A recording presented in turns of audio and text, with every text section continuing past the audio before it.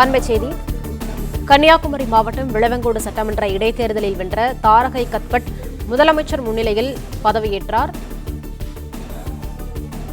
கூடுதல் விவரங்களை செய்தியாளர் ராஜகுமரன் வழங்க கேட்கலாம். ராஜகுமரன், வணக்கம். விவரங்களை சொல்லலாம்.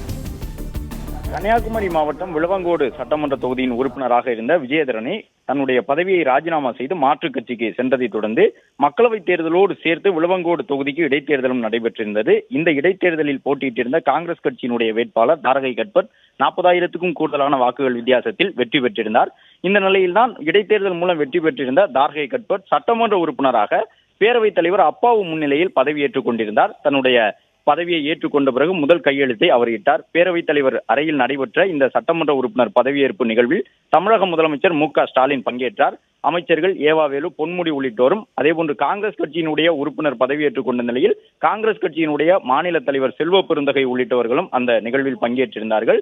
ஏற்கனவே அந்த விளவங்கோடு தொகுதிக்கான இடைத்தேர்தல் மக்களவைத் தேர்தலோடு சேர்த்து நடைபெறும் என்று அறிவிக்கப்பட்டிருந்த நிலையில் தமிழகத்தில் மக்களவைத் தேர்தலில் 40 தொகுதிகளிலும் வெற்றி பெற்றிருந்த திமுக கூட்டணி இடைத்தேர்தலான விளவங்கோடு தொகுதியிலும் வெற்றி பெற்றிருந்தது.